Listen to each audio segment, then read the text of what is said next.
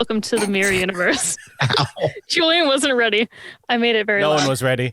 Good evening. Wait. Oh, God. It's Brittany, bitch. That's exactly what mirror universe me would say when I am commanding people to warp. It's Brittany, bitch. There you go. Meanwhile, normal me is like, warp time, motherfucker. Which everybody in the chat knows. Blow up, chat, blow up. Yeah, so that wasn't my planned intro, but here we are in my closet. So, good evening, everyone. You share a closet with a lot of nice people, apparently. I do, yeah. With great hair. This is my closet, Killy. I like Closet Killy. Oh my God, I have good words for Mary. I always have good words for Mary, but it's going to happen. It's a look. I love it. She's serving looks, the high ponytail. It's great. So, good evening, everybody, and welcome to A Strange New Pod. If you didn't know already, we're the Star Trek podcast that you'll never get bored of. I know this isn't Deep Space Nine, but I thought it was funny. So, set your phasers to pun, because I'm your host this evening, Brittany, and tonight we'll be reviewing Star Trek Discovery, Season 3, Episode 10, Terra Firma, Part 2. So, Philippa, cup of Ractigino, and grab a Helpian of a meal that's non-Kelpian, because we've got a lot in store for you tonight. I know it's written down. It's written down. I still can't deal with it. And it's still funny. I don't know if funny's the right word, but I mean, It's cringeworthy. yeah. So yeah, okay. I'm just looking at Twitch and they're like, wow. Anyway, alongside me is my trusty bridge crew: Captain Julian, Rear Admiral Eric, Lieutenant Hawk, Ensign Aaron, Commander Captain Ultra Badass. Oh yeah, Aaron. we need to update that. That's right. We'll call you Ultra Megazord for now. Ooh, I like it. So we find out what else to call you. So Ultra Megazord Aaron, glory to you and your houses. Glory to you How and you doing yours. tonight? Glory to you. Oh. Good. For the Empire. For the Empire. Blessed. Bless. We need to do a very a different. I love your logo, Julian, of the Terran version of ours. Oh, so Yeah, good. and we've already gotten sticker requests, so stay tuned. Yeah. I was gonna say that's almost like better than our normal logo, and I'm like, I is that kind of- gonna become I our wonder if official we logo? should. I wonder if we should invert the colors just like they did in the intro. We'll talk about that. Yeah. Maybe not. Maybe We got, not. we got thoughts. I have Maybe thoughts, some opinions. mirror episode, drunk episode, watch along, something like that. Maybe Oh, Maybe there's some a emo mirror watch cocktails. alongs. Yeah. we could mirror the episodes, just flip the view, and then it's a mirrored watch along. Ooh. Spock used to walk left, now he walks right.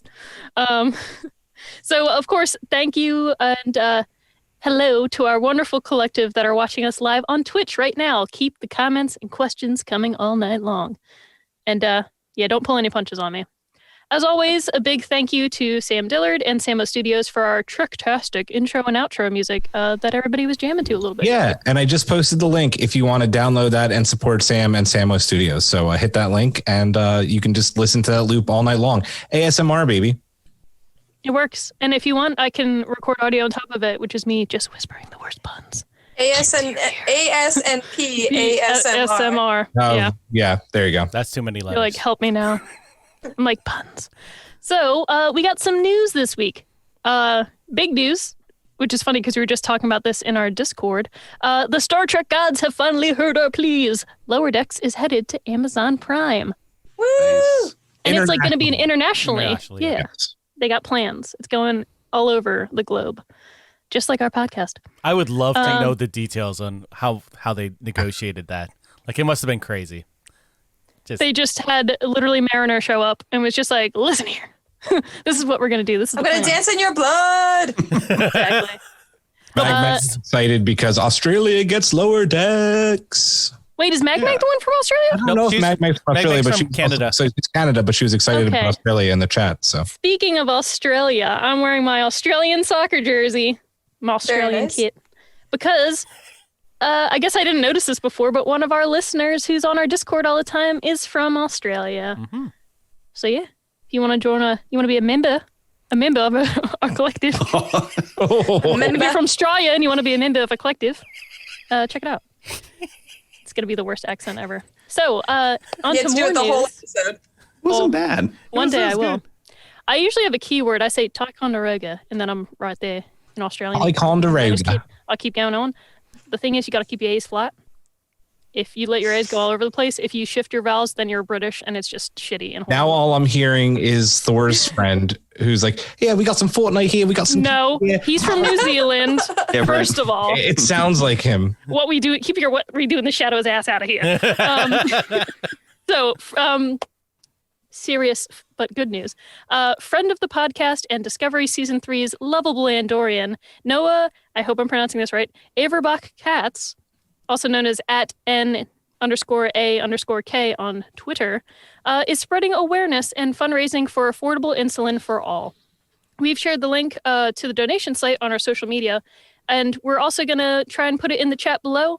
And maybe once this is up on YouTube, we'll try to include it somewhere in the description. So please consider sharing this link or donating if possible, because everybody should have access to insulin if they It's need a fantastic cause. Mm-hmm. it. Yeah. So you're either insulin or you're insul out. Be Oh, insulin. We're dear insulin. We're insulin. God. Oh You just my gotta God. go with it. Go with it, Julian. Also, I'd like to wish a happy birthday to our friend CD Littlefield over at Open Channel Trek. Live long and prosper. So Chris has Yay. been on the show before. We've been on his show before. It's nice being connected in the Trek community. Birthday. So, Eric, before we get into it, what's going over on at our Patreon, and how can people support our show and join our collective if they'd like to? Oh, well, so, I'm not going to do an accent, no. Our Patreon program is, it's going strong. It's growing just like the Board Collective. And, if you want to join it, you can go over to patreon.com/astrangenewpod. And there are so many different benefits, ranging from $1 to $5 a month. And I'm sure the lovely folks here will tell you about some of those details. Yeah, if you guys join our Patreon collective, just like the Board Collective, you will be one with us. And we do lots of fun things like our Drunk Space 9, which is going to be happening tomorrow for our patrons. And we're actually doing it a little different this time because I live in California, which is a hellscape right now. The person I normally film the videos with cannot come over to my house. So guess what? 30 minutes before, we're going to do a live drink making. Then we're going to all watch it. We chat through it. And then Julie and I do a live podcast. And, well, the podcast isn't live. We do it, and the Patreon patrons can be involved in the podcast. Julian, I'm losing the thread. You go on. No, that's okay. You were actually right there. You were doing well. So we're going to start. We kind of beta tested it last month with Rob and Spotted Giraffe. We let them into our Zoom chat to record the episode with us, and it ended up being a smashing success. So now we have a dedicated Drunk Space 9 Zoom recording link that'll be put in the Discord patron chat. So look for that tomorrow. So you guys will be welcome to join in. We might even have you come and read some of the fun facts for the episode if you want. So it's going to be a blast, no pun intended. And yeah, I can't wait. Bride of Chaotic is going to be fucking awesome. And I'm going to make the drink. I'm going to go out and get the stuff for it tomorrow. We're making the Borg Spear from Quark's Bar in Vegas. We found the recipe online from one of the actual bartenders who work there, so it's authentic. It's going to be a lot of fun. If you want to join in on this, join our Patreon. It's really, really fun, and we love everybody on our Discord and our Patreon. So join us in whatever way you can. We'd love to have you. Discord, Datcord, wherever you're at, Cord. Speaking of our patrons, Julian, do you want to give our thanks to our wonderful collective? Why, yes, I would, Brittany. I'm Carl. No, I'm kidding. I'm not Carl. We'll get to Carl. Thank you to our awesome collective. Resistance is not futile when it comes to you. We just keep growing and growing, like Eric said, and it means the world. You're not getting assimilated yet, we promise. So thank you, Simon Stager, Jeff Reeve, Mariah Gossett, Mag, Ann Bradley, Spotted Giraffe, Brandon Feltzer, Mitch Thatcher, Rob, Jen Stein, Tina Alexander, Joe Saporito, Noe Santos, and our newest patron, Kang Hui. Thank you so much, guys. We really appreciate it and love you. Gang. That's a long list. I'm so pleased. Right? We growing, like- baby. Well, I it's feel like awesome. we doubled. It must have been that table we did. It was pretty great. Oh, and one last thing. One of the special benefits for our Patreon, our $5 members, for our special drink for January, I'm actually mailing out something special for the drink because it's going to be such a sort of specific thing. So if you join our Patreon, we do stuff like that. We send you stuff. So Join us. It's the blood of our enemies. Yes. Oh, hey, Yes. Just a little bit. Speaking of sending stuff, can I just get a piece of housekeeping out of the way real quick? And Eric can give a little bit more details, but we were going to do this on the chat, but we'll just do it now very, very briefly. For patrons, all of our patrons, we talked about doing our end of year gift for you, and that is going to be a pin. This is going to take a little bit more time and work, so we are going to get it to you, but it's looking more like you'll get those as a start of the new year gift instead of an end of the year gift. They are happening. We have some things to do to get them made, but it's going to happen. So just sit tight with us. And Discord is also almost complete as well. So We're in a pandemic. People understand, but we're working on it. Also, Jay Crabsap said that the table read got him to sign up, which is awesome. it got like 2 people to sign up for our Patreon, which is I'm just proud. awesome. Fantastic. So aside from the table read, which is now my new favorite thing, time for my second favorite thing, which used to be my favorite thing, the strange new loop. I was ready for it that time. Yeah, right? You're like, brace. Brace for impact. Brace for impact. I love it when, like, it's Voyager and Tom Paris is just, like, doing shit, and they're like, brace for impact, and he's just like... Fuck it. He doesn't care. So, if the spoiler, if you haven't seen the episode, cover your ears right now. Or just leave. Earmuffs. Yeah, we're just Earmuffs. If the Guardian of Forever could take you anywhere in time and space, where would you want to go? We can make this either real world or Star Trek centric if you want to like pick anywhere in Star Trek time and space. Julian was right away on that. I do. I'm gonna go very deep if you guys don't mind here. So something actually really amazing happened to me earlier in the week. I got a message. These people basically tracked me down because of my grandmother and her heritage because she escaped Nazi Germany. Ooh. And they lay wreaths for people who were, killed because of the Nazis, basically. And my great grandfather, Julian Herbert, was killed in the ghettos. So they somehow, it's amazing, they tracked me down through Facebook of all places. And I thought that was really cool. That made me start thinking I have that heritage, but I'm also, because my mother was adopted, I'm half Greek. So I've always been really into just everything Greek mythology in Greece. I've been to the country. I would love to actually go back to when my mom was still in Greece and like meet my Greek family, because I tried to track them down and it was a little bit more difficult than I thought it would be. And I think that would just be really cool because I know a lot more now about the side like that my grandmother came from, but I think it would be really cool to learn even more about my Greek heritage because I'm like 50% more than that Greek. So yeah, get him to the Greek.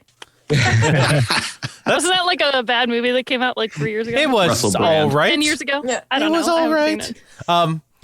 Would it like Ancestry do help with something like that? I did the 23 or is it 23 in me? Something like that. Yeah. One of those. I did that and it didn't help that much. It just told me that I was more Greek. I think because she's adopted, it makes it a lot more difficult. You're so Greek, man. You're so Greek. Greek as hell. The Greekest of It all. did. It was like, you are like this much Greek. I'm like, oh, okay. Tzatziki's just coming out of your pores. It really is, dude. You beat me to it, Eric. I'm the only one in my family who actually tans. Oh, what's that I like? can confirm that, Julian. No, I've seen your family during the summertime. it's brutal. Remember when we went to the Black Lives Matter protest?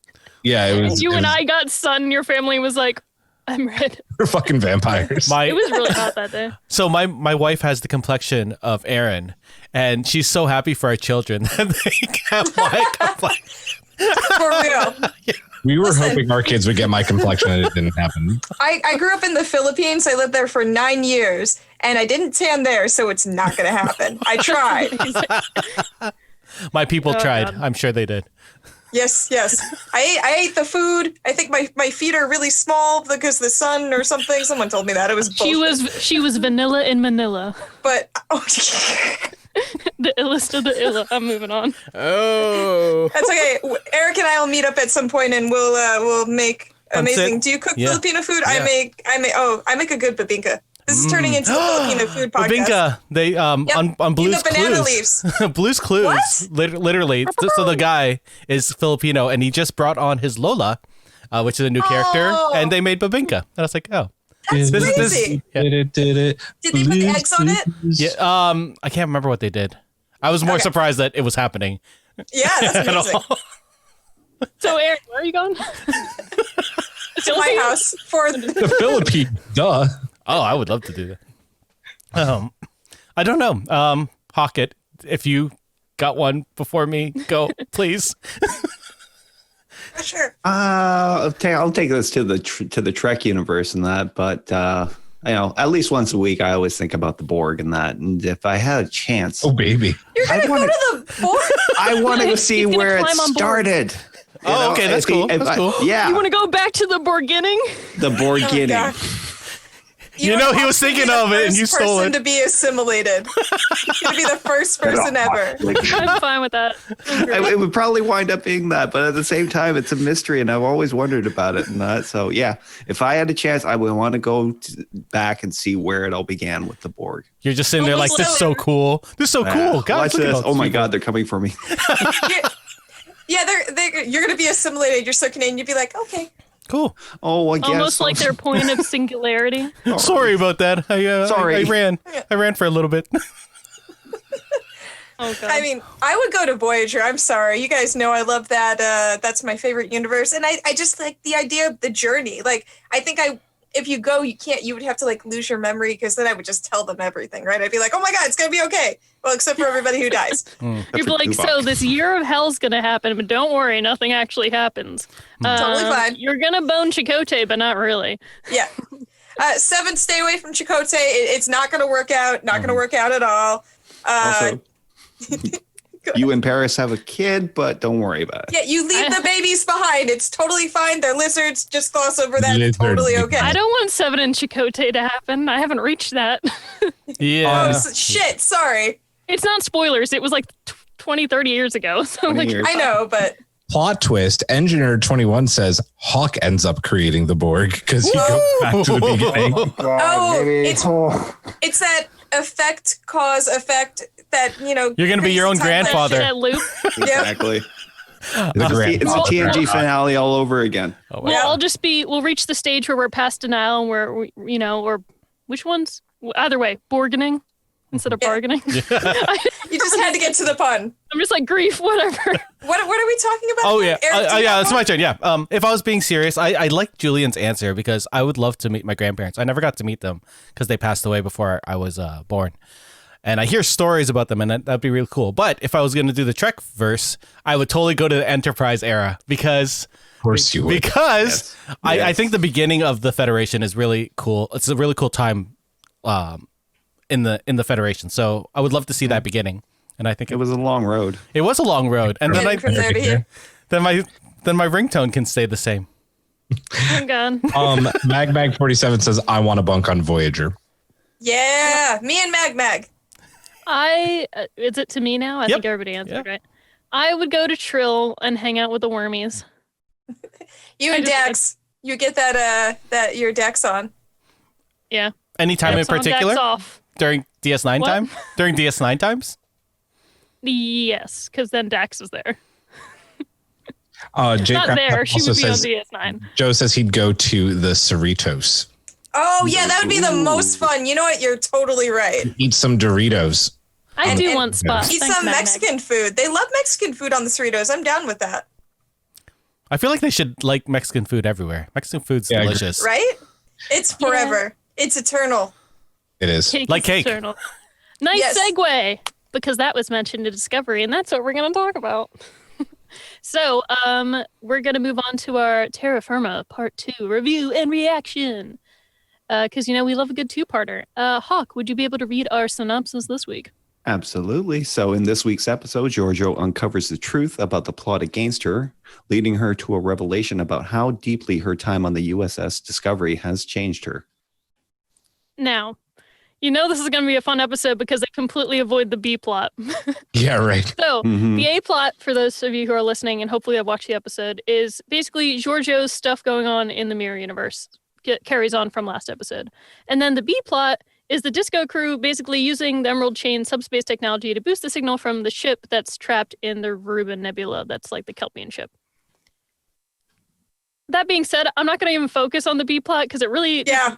They didn't even need to show it these 2 episodes. I feel like it could have just been the next episode. They could have just did Mirrorverse. They didn't spend too much time on the B plot, but it was kind of jarring getting pulled back into the B plot all the time because you're like, wow, this is really intense. Burnham and Georgiou. And then it's just like, oh God, this universe, Burnham, what? Snow? Like it's Sorry, just going on Twitch real quick. Eric May just started the Second Temporal War. The most controversial of takes. Pie is better than cake. Convince me otherwise. That is a hot take. I don't disagree with you. I actually love pie. So I love pie. Yeah. I like. Yeah. It depends on what kind of pie. Cheesecake, does that count as a cake or a pie? The cake. Cake. Yeah. Okay. Cheesecake is better than most pies, but I would say that sweet potato or pumpkin pie is better than most cakes. So I'm on the edge here. I'm on the edge. I'm down for an apple pie at any time. And making apple pies, just make your house smell so good. Hey, Apple Twitch, cinnamon. what's your favorite kind of pie? There's our like Jesus. question of the day. You say Cheez-Its? That's not a pie. No, I said Jesus. So from cheesecake to cheesy puns. I'll continue, Good but segue, I'll let them respond. That's just a slice of cake there. Very The episode basically starts off with Georgiou sending Michael to be tortured, and her giving the reins over to Captain Tilly, aka Killy, and the honor guard to break her and make her loyal again. I would just like to take a moment, please, for our Lord and Savior, Killy, over here. It always confuses me because it's mirrored. But anyway. I was going for a Killy / Burnham look here. Yes. Major vibes. But can we really just acknowledge how amazing Mary is? Hell yeah. She's a fan favorite for a reason. Killy is incredible. I'm glad she got to do more with the character, but Mary sold her scenes. She had the best line of the entire episode. She goes, "Excuse me, Emperor, why is Michael Burnham still taking up oxygen on my ship?" On my ship. Exactly. That was so great. And sweet and scary. When they first put Burnham in, was it the agonizer or whatever, that torture machine? And she's just what did she say? I'll see you in hell, or something really nasty. I don't even remember. She said, I'll see you tomorrow. I'll kill you all. Oh yeah, I'll kill you all. And then Killy's literally just and then presses the button. Her doing that frown, she literally was no. And I just cracked the fuck up. I actually paused it, rewound it, and watched it again because it was so funny. I was like, that is amazing. She did such a great job, finding the flip side of the Tilly character in this universe, and that we've seen her before in season 1, and that this one it seemed to she really took the reins on it, and that it's like Aaron said, it's the sweet side, but at the same time it's mixed up with all this aggressive confidence, and that she knows who she is in this universe. She really bridged the gap that time. Yeah, it was a great performance. Loved it. Any other thoughts on Killy? I'll move on. I'd watch a whole show of just her and her crew going around murdering each other and everybody else. Right? Yeah. I love it. So, in Georgiou's words, pain is the only thing that Michael understands in this universe, and it's the only way she's going to learn. So, Georgiou does show compassion for Michael and Saru, even if she hides it under all this, presumable torture and, her, kind of trying to be the same leader. Saru, however, picks up on this. And I wanted to know, what are our thoughts on these various character relationships and Georgiou's overall choices this time around in the Mirror Universe? I mean, I just thought, first of all, I should say that I'm continuing my trend from my other podcast, AE Universe, where I'm wrong all the time. Because I, very strongly on this podcast, was like, you guys are fucking crazy. She is going to do bad things and overthrow everybody, and she's only looking out for herself. And guess what? Surprise, surprise, Aaron's wrong again! Hey, remember when you weren't here last episode? Yeah, you guys... I joked that I was like, oh, is Aaron really sick? Or did she realize this is an episode about Georgiou and us being right, and she just was too embarrassed to show up? I have not watched it yet, obviously, but I need to see that because listen... Every fucking podcast I do that, so we might as well just get it on this one too. And I'll have to send a clip of this to Allie so she can laugh her ass off. So there you go. Iconic. Yeah. I'm gonna be the naysayer here and say that I thought her actions were for unrealistic. Not her actions, like her as Georgiou and who she's become are realistic, but the reactions of the people around her, as we know the mirror universe to be, were completely unrealistic. I think that in any other episode, any other world, in any other Trek series, if Georgiou starts acting like this, Killy probably puts a knife in her back or puts, one between her forehead like she did to poor Commander Nielsen at the end of the episode. God damn. I didn't buy it. I didn't buy it. Like Georgiou, maybe her people are just too loyal and faithful to her. Maybe I can buy that, but it just didn't seem. Well, her main bridge crew wasn't actually loyal to her in the end. They were all conspirators. No, like, Tilly came to her defense. Well, Tilly's like the only one, but that's the honor guard. A lot of the honor guard came to her defense too. When I didn't buy it. You know what? I agree with Julian. There's absolute loyalty that happens. Yeah, dude, look at our government right now. Look at history. The people you surround yourself by, those the most loyal. And not saying they wouldn't take her out, but Killy's still got a ways to go before I think she would be able to really take over everybody. I think they were loyal. I get what you're saying, but like you can see this in history. Like that's why you have that honor guard. Didn't you say they all like get killed? I'm not talking about history though. I'm talking about like the Terran universe that we've seen in Star Trek, in Enterprise, in the original. Oh yeah, no, that shit was amazing. Even what we saw in season 1 of Discovery. She showed way too much. You see them question her. Yeah, like, but you still see Owo make a face when she's like talking to Burnham in the cell. That's like, maybe what's Burnham saying is a little right. They like tried to make us as an audience be like, who's gonna also betray her? But if they questioned it, they would have normally just reacted like right away, like just gone out full violence. Like I feel like she did her. That's the thing about the episode though. Georgiou is always truthful. Yeah. So even when she's playing and speaking absolute truth. So to them, she's not lying. And she wraps it around in this sort of warped way where it's like, we're keeping her alive because you're going to torture her for information. Yeah. So like in their minds, it's justified because they're like, oh, she didn't kill her because obviously we need information from her. If we make her loyal, it shows that she is powerful enough to flip someone to her side again. Like she did this in a manipulative way that it made sense to them. So that's the only reason why they didn't react. For her, and I think that worked. But when you saw in season 1, the minute that Michael gets back on the Shenzhou, what happens? Someone immediately tries to kill her and take control. That's what the mirror universe does. Literally the first sign of weakness is an attempt on your life. We even saw it in the last episode when Owo and Reese are fighting. Is it Reese or Bryce? It was Reese. It was Reese. Yeah. But she is the emperor. Like she's a little higher up in that order, and she did stop Stamets's, attempt to kill her. And she's like, I know everything. So I think she's instilled that like godlike status enough to, I think it's a little harder for people to want to try to take her out. Yeah, we know it's obvious as an audience watching it that we're like, we know she's faking it. It's not believable, whatever. No, I didn't say she wasn't believable. She was believable. Yeah, you're saying it's not believable that they didn't turn against her also.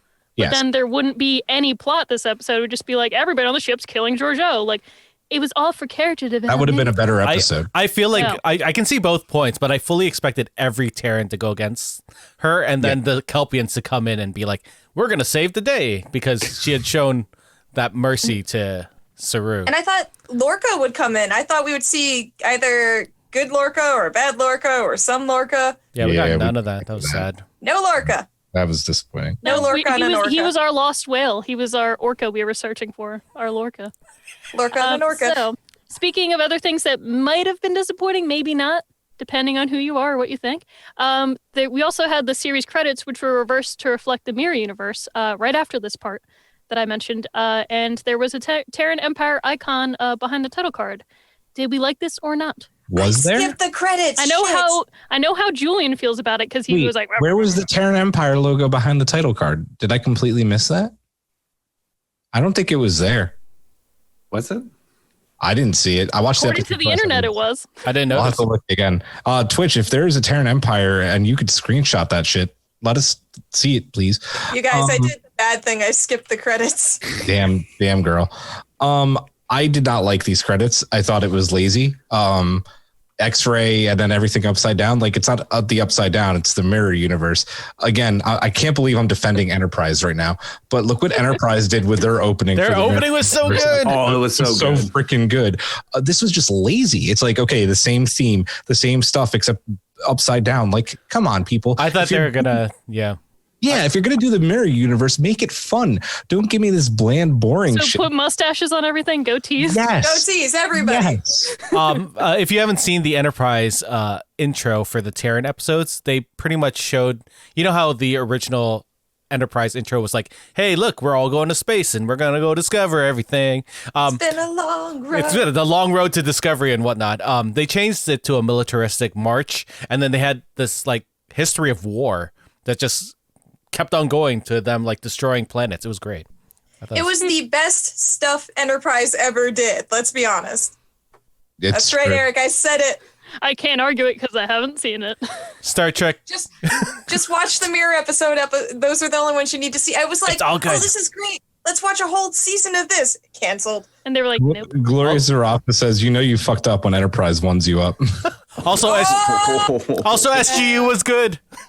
SGU was terrible. Oh God, are we really going to get on that again? Well, oh, Lord. The characters are all the same. SGU later. So Michael eventually, quote, complies and joins Georgiou's side, realizing that Lorca has abandoned her. She warns of a coalition forming against the Empire, and Georgiou decides to make peace rather than spread further violence, but she justifies this in the fact that there are going to be less uprisings if people all have something to believe in rather than continue fighting whatever. She justifies it in her normal dictator way, why it's like, are you being nice?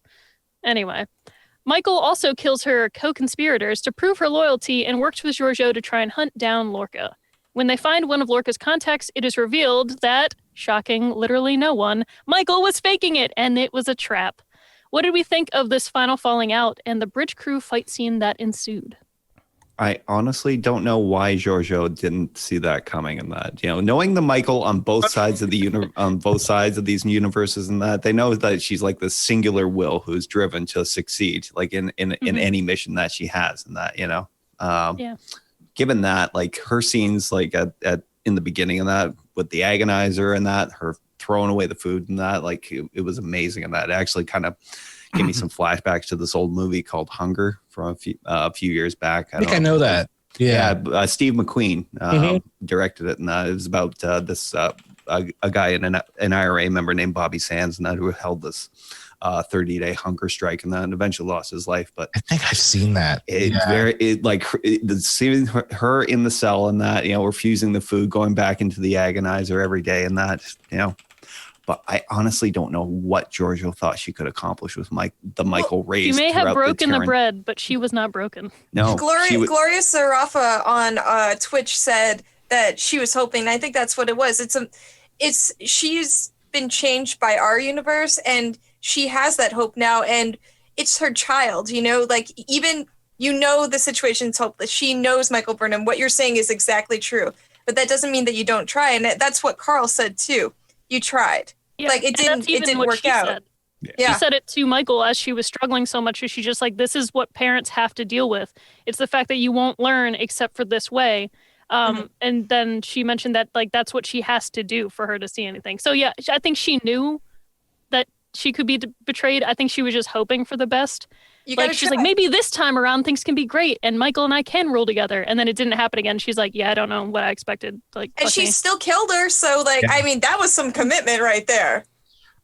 This was this whole like leading up to the final agonizer fight scene was probably one of my favorite like filmed scenes of Discovery so far, when Michael is tasked with killing all the co-conspirators, and then she walks into the room and she's like, boom, boom, boom. Mm-hmm. Here, I'll throw mine.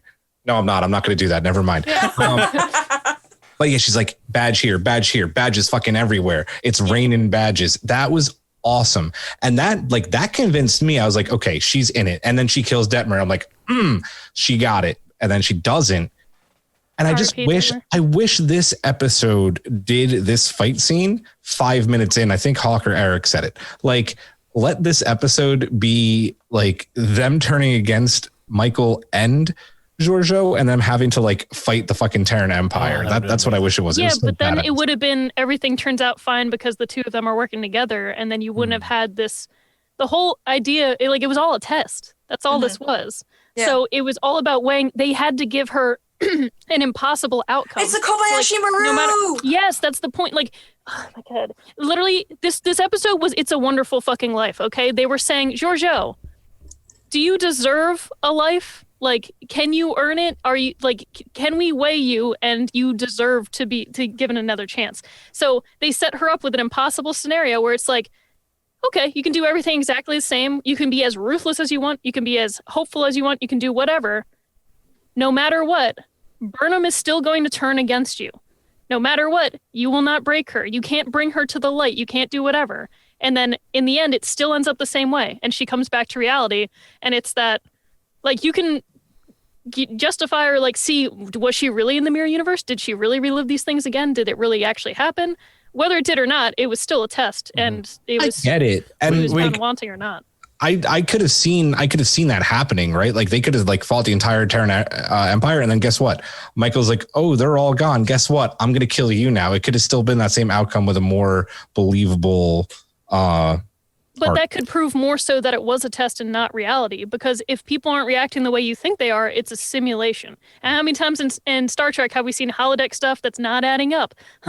Things are weird. So anyway, I think it's all bullshit. It was all amazing. I love this episode. It was great. I we do have some Hold Twitch on. stuff. I was going to say, somebody in Twitch said combat time, so I'm going to do my best. Combat time! You're welcome. Glare Serafa said she saw that coming. She was hoping. That's what the Guardian tells her. She tried. And then Engineered said, I wonder how Killy knew the right time to come in and help. That's fair. Killy always knows. Because I think Georgiou knew. I think Georgiou knew that Michael was still going to turn on her. Killy was waiting right there. They were monitoring. Yeah, it was planned. Yeah. And she was just like, oh, you were lying all along. Here come my Cupians. Rob also said, this was tapestry for Georgiou without a cue. Totally. Yeah. Anyway, I just had fun watching this episode, but I think I understand why people don't like it as much, because I feel like it should have like removed the B plot and put these two episodes as a super long one altogether, and it would have been amazing. That's my biggest gripe. This needed to be one episode instead. It was very drawn out 2 episodes. Oh, I didn't care. I'll watch a whole season liked it. of this Oh shit. no, I love the mirror universe and I want more of it, but it just didn't flow right. It just You're entitled to your opinion, but you're wrong. I appreciate that. We're not just gonna listen real quick, Eric. I'm sorry. Like, no. We're not going to be the podcast that just like loves like every single fucking episode. don't. That's just Fair enough. But I love this one. no. That's good. I mean, didn't I jokingly give an episode like a 2 because there wasn't enough Saru, and it was actually a great episode? Yeah. Yes, this is true. At least So this go ahead, episode Eric. actually was a part 2, and not just some random ass I second hope name. is you part 6. never happened. Eric, did you want to say something? Oh no, I forgot what it was. It's cool. Okay, it happens. So, as I said before, it turns out everything that's happened in the past 2 episodes was part of a test. And thanks to the Guardian of Forever, Georgiou is ultimately found worthy of another chance at life and is sent back to a time in which her former universe and her current one existed close enough to one another for her to be able to survive without her body, like, disintegrating.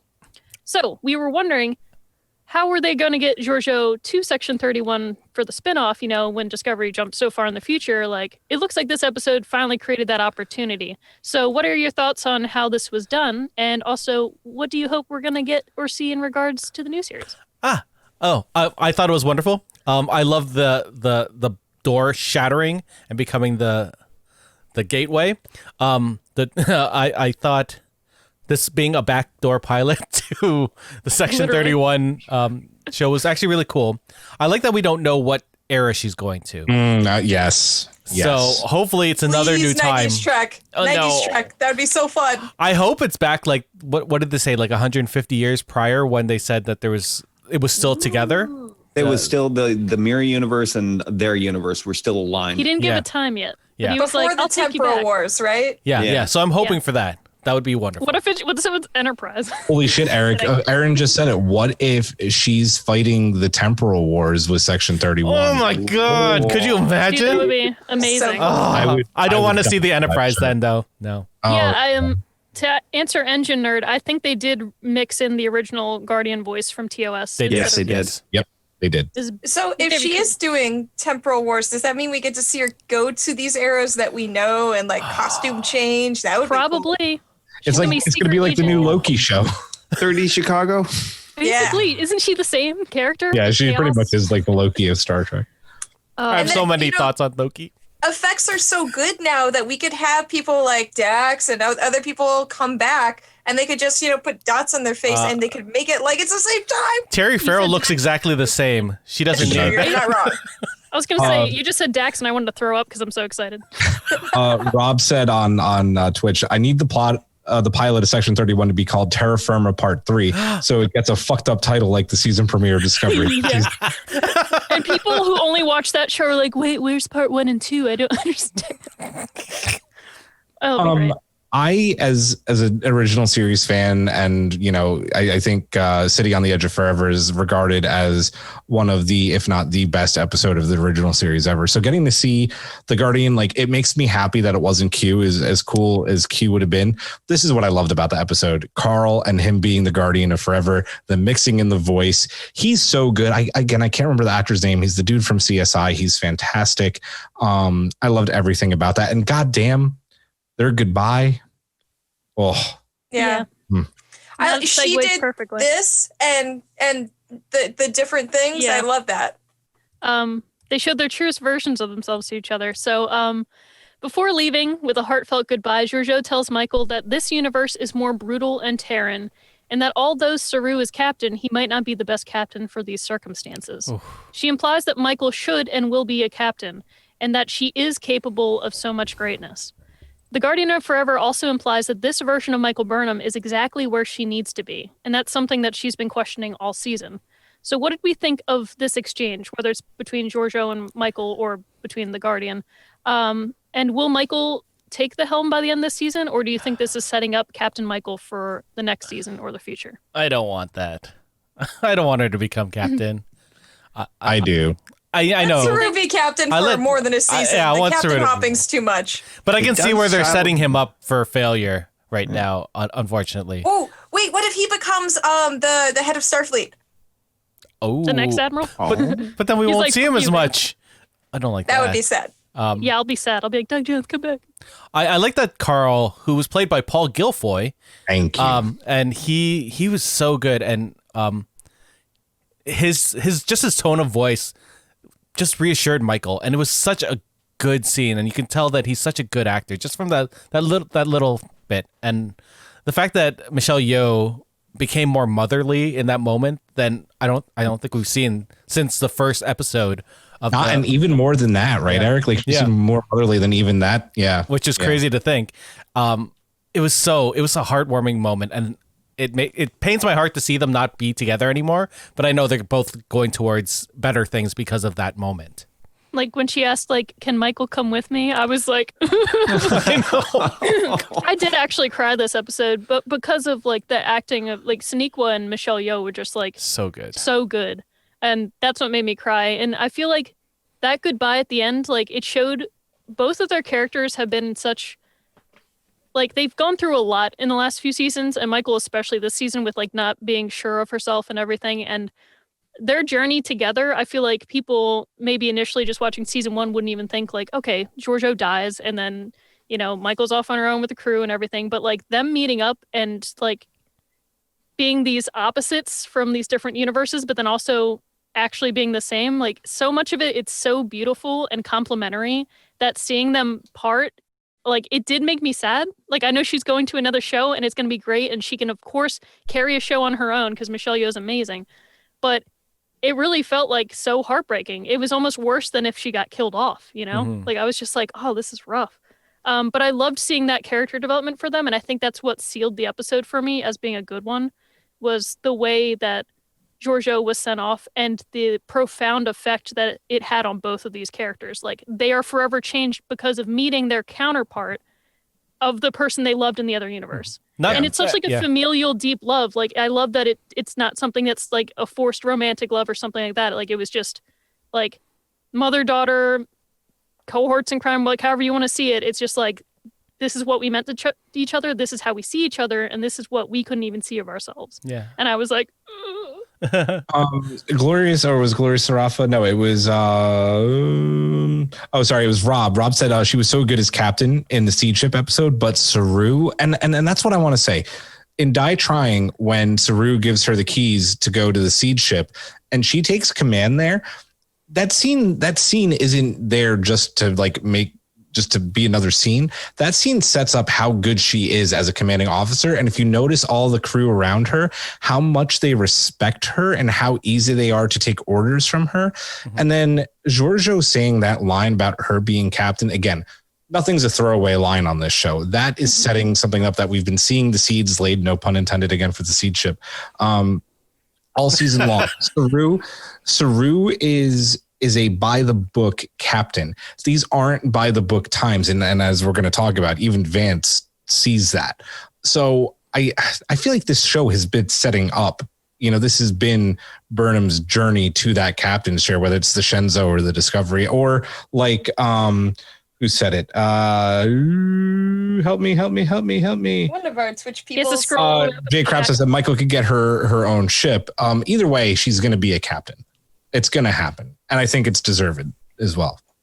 Yeah, definitely. I love how characters come and go in this universe. It makes it feel lived in a way that's one of the things that I think I love 90s Trek, but they didn't always do that as well. Like, we think of all the people who've come in and go. We've had Pike come in and Lorca, and it just feels like this universe is full of people. So I think there's room for both of them to be in the universe in these like command positions. And I guess we'll have to figure out what they do with the story. Plot twist, Burnham is captain of the new Enterprise.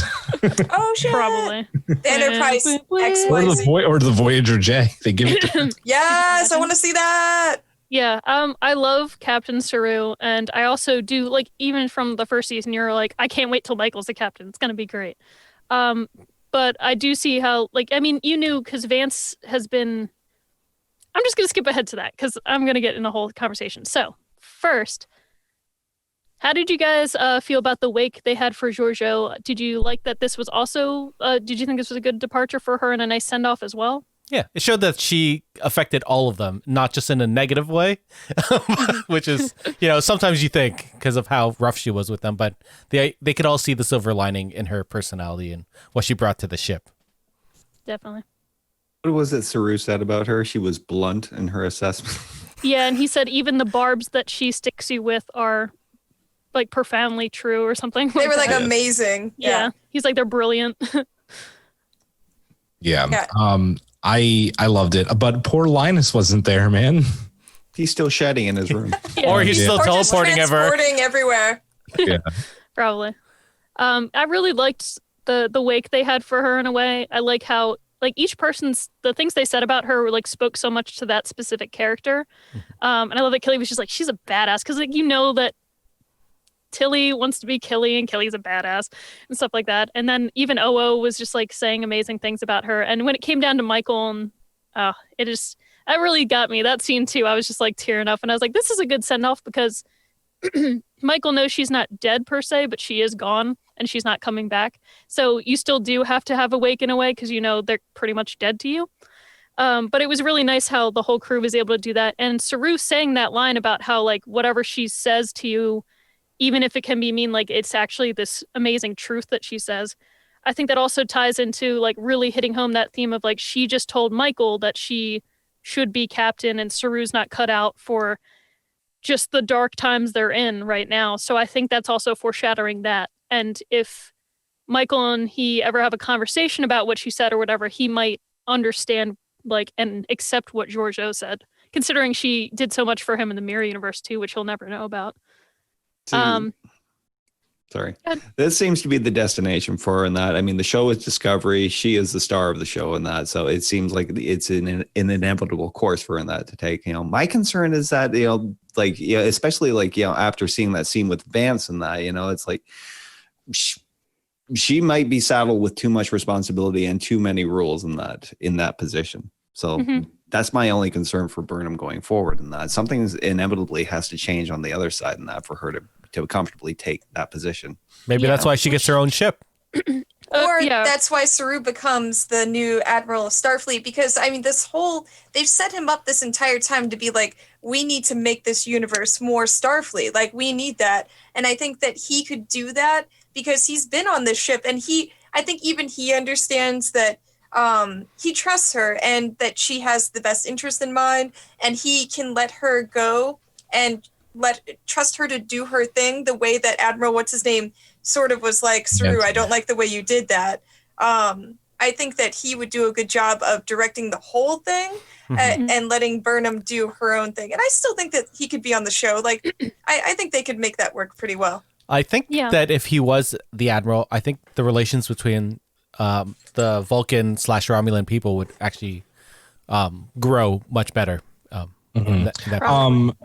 Sorry, Engineer 21 said assistant to the Admiral, maybe, because it might be a little quick to make him Admiral. Assistant to the general manager. And Jake Crapsap also said I liked Jet admiring Georgiou for her snark, because her and Jet probably had some good conversations while they were aboard together. Where have you been? I liked too.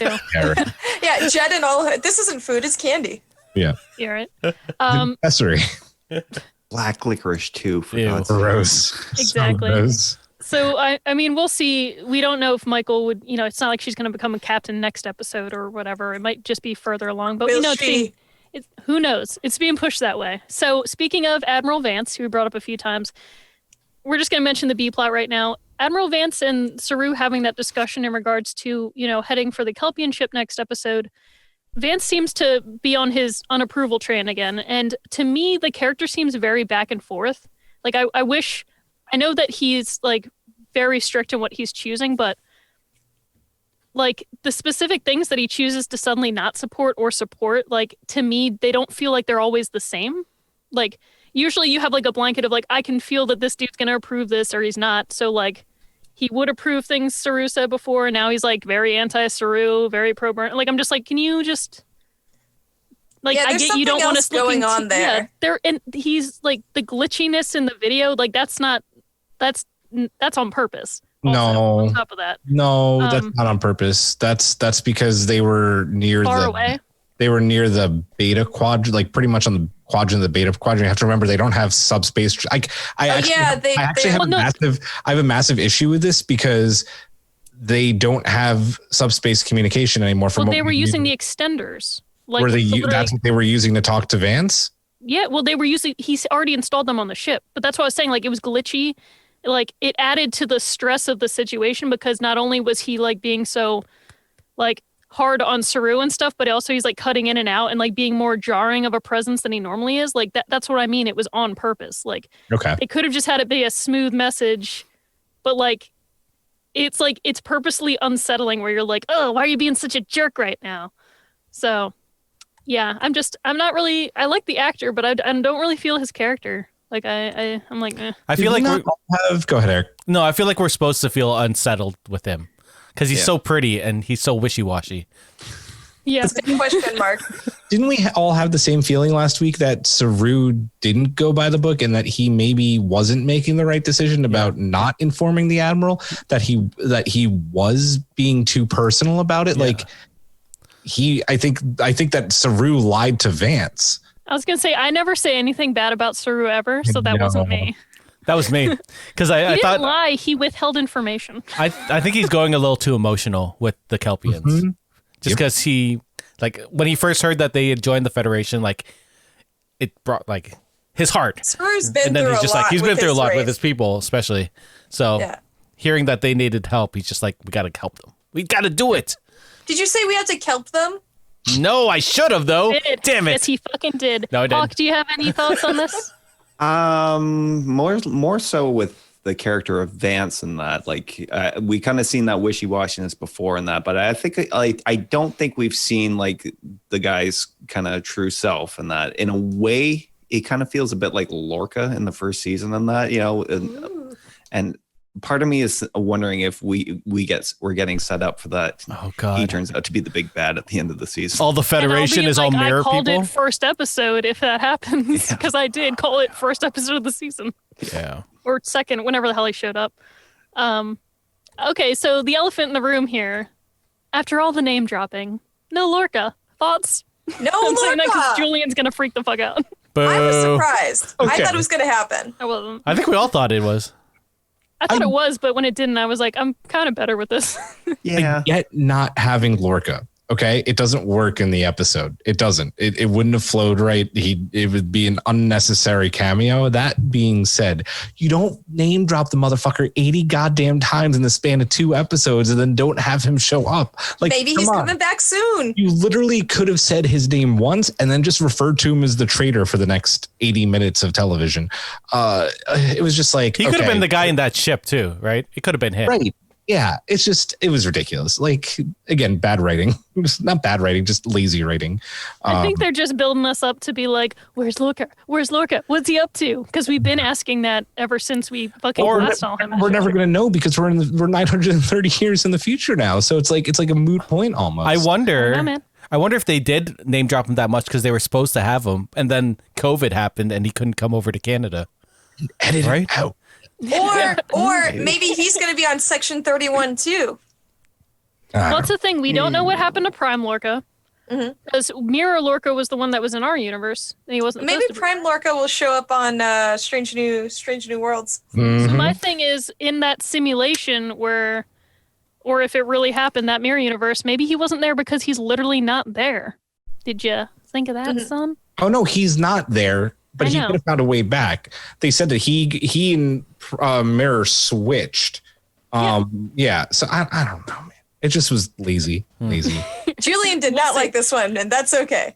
He'll show up in like Section 31 or some weird shit, and Julian will be like, masterful, amazing, Lorca. Any other final thoughts? Yeah. Oh, sorry.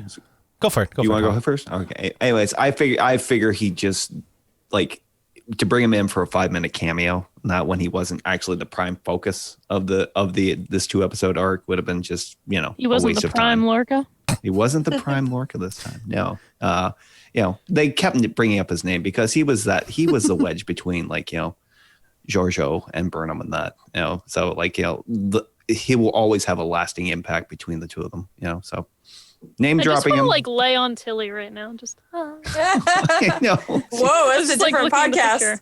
I No, don't not think like she'd that. it. She has a very disapproving look right now. So I like She's that into look. it. So The the, lesbians both say I like that. So over on Twitch, there's a whole conversation about the scene where Book and Jet are in the Spore area, and they're talking about how much they love that Book knew the rules, and Book's a how book even nerd. especially the food rule. And I thought that was fun to point out because they're having a blast over in the Yeah. Twitch chat. Engineer 21 also said, I don't know if it's me, but season 2 made me a little afraid of hollow messages. Damn you, Control. Classic. Yeah. Final thoughts? Yeah, I loved Book.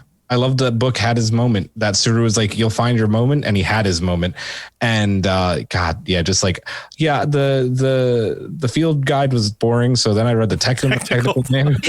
And also, you can't have food in here. That food is candy. Come on, man. I Book love was so good. He was He so like good. fits. He really fits in. And like, I really. really like that he stood up to Vance and was like, no, you could benefit by having someone not Starfleet around. Like, I'm not going to join fucking Starfleet Academy. I'm a courier, but I'm going to stick around and be He your said, "You need a man that doesn't go by the book." And that's Did he actually say that? no, but he was like, "You need somebody from the outside to deal with Osira." He should have said what you said. That would have been better. Yeah. Tignatara was amazing. You know what, her character, that's her name in my mind because I see her and I'm like, she's amazing. She and Stamets together is like my favorite fucking thing in the world. Oh yeah, I love it's the gay sass that happens Yeah. when they're together. Gay sass. I love so- that she was like, she had a great line to yeah. this season or this episode. I can't remember. was it the DNA one? Yeah, Yeah. his DNA would Yeah, unravel. unraveling like a teenager, a pubescent teenager. It's And like a Blue's hormonal look. teen. That's it. Yeah. I have to go report to Saru. Yeah. This episode, one of the only things missing when Stamets gets killed, where was the side arc of Culver going and just fucking like after Georgiou? Like, are you killed him? I'll kill you! That kind of shit. Who knows? Maybe they're not together. Mm-hmm. So this week we didn't have a subspace poll or mailbag, so we'll skip that. Womp womp womp. I mean, was just I letting had you a know. couple of bullshit polls, but they were not nothing specific to the crazy. episode. Are we rating the episode? Well, yeah. I was gonna ask, can we have our final ratings, and I'm gonna wrap it up. Are we rating it with the last week's episode? Oh yeah, Yeah, because that was the two thing. That's episode why we arc, held up on it. So I guess what do we do out of 5, out of 10, or 10. something? Out of 10. 10 what? 10 Hold what? on. Out of 10 Mirrorverse badges, Ooh, I love it. how'd you rate this? The co-conspirator badges. I want Julian to go first because I want to hear the rage. Fair. That's not, there's no rage. Okay. So I loved last week's episode. I thought it was really Okay, good. cool. I wish that this week's episode was part of that episode. And then, yes. If I was doing it on this episode alone, it would be a very easy 6 for me. But with the 2, I have to bump it up because last week's was so fantastic. So I hate that I had the idea to rate them as 1. It's your fault. I'm totally regretting it. I'm going to say 7.5 out of 10. Ooh. Great. I'm gonna say 8 out of 10. I thought that I would give both episodes 4 out of 5s. And I think that overall, like, I wish it could have been 1 episode. I get why I couldn't, because time-wise, it would just be a really awkwardly long episode that they wouldn't really be able to do. But I really like the Mirror Universe. I loved how it was explored here more than the other seasons. And I really loved what they did for Georgiou's character. So even if it's just for completing her arc on this show and sending her off, like, that's a great way to do it. I would, if I was just gonna rate it right out, I would say 7.5. But because of how good the Michael and Georgiou ending scene was, I'm gonna bump it up to an 8 because that's probably some of the best acting you'll see on TV for a while. 100%. Mm-hmm. Thanks. Aaron? I'm going to give it a 9 badges out of 10 because I fucking love this episode and last week's episode. They went full cosplay with it, and I think it looked amazing, and I want to live in this universe. I thought the arc from Georgiou knowing that she probably couldn't change anything and still trying is the most our universe thing she could have done. And even though she said at the end, she's like, I'm Terran. And I love the moment when you see the part of Burnham, which, she grew up on Vulcan, and that's the way that she can give the most like love and respect was this. And Georgiou does that. I just thought it was really well done, and the characters were really well done, and there were a lot of good moments in there, and it was a 9 out of 10 for me. Sounds great. I agree. Same thing. 9 out of 10 for me.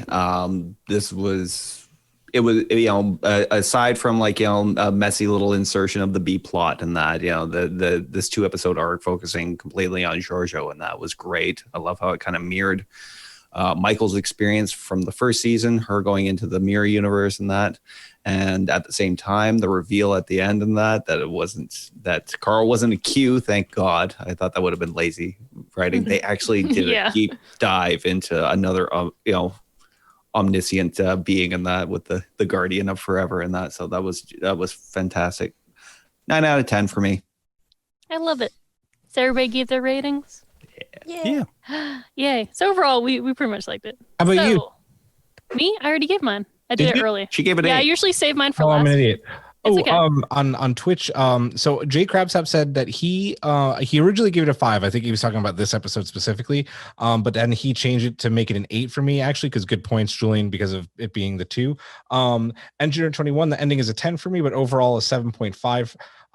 Glorious Rafa an 8. Mirror Burnham was too crazy and predictable. Rob says Guardian Forever moment by itself was 23,498 badges out of 10. Whole episode was 7 out of 10 though. And yeah, that's it. Bless. Oh, someone on Twitter earlier in the week pointed out that this super omniscient guy with a newspaper that tells the future is like Stargate did that like years ago with Daniel Jackson in like the diner, and it's like, Apophis, blah, blah, blah, blah. So I thought that was a really good call out. Whoever said that, it was a while ago. I'm sorry, I don't remember, but good call. Okay, so we got some upcoming news to tell you guys about. Lots of good stuff headed your way. So now that I'm finally all caught up with Voyager, not all caught up, but caught up enough, we are going to be watching Season 5, Episode 12, Bride of Chaotica, for the 3rd Patreon exclusive bonus edition of Drunk Space 9. It's going to happen this Friday, and that will be at 9:30 p.m. followed by the live recording that the patrons will be able to access via the special Zoom link we have. You can find that on Patreon if you are subscribed to us. So we also have our main episode of our show this Saturday, also at 9:30 p.m., where we'll be discussing First Contact. So we'll have a watch along of the film before our recording, and we'll be joined by patron Rob for that episode. He's the one lucky person we pulled out of a hat. Hi, Rob. Hey, Rob. Thank you to all of our collective, whether you're listening live right now or later in YouTube or podcast format. So make sure to join our Discord for fun chats and watch-alongs like we often have. Until then, live long in Majram. Wait, 1 sec before we go. For the Empire. Because we are a Star Trek podcast on Twitch, I thought it would be good if you stay in the chat. I'm gonna raid Discovery Pod because they're also doing their live recording right now. So stick around. We're gonna raid right after we go to the post credits, and then we can chat with them and give them some love as well. That's awesome. That's Cool. great. Let's do that always. Yeah. All right, Brittany, pull it out again. Sorry. Oh, sorry. So make sure to join our Discord for fun chats and watch-alongs. Until then, live long and Majram.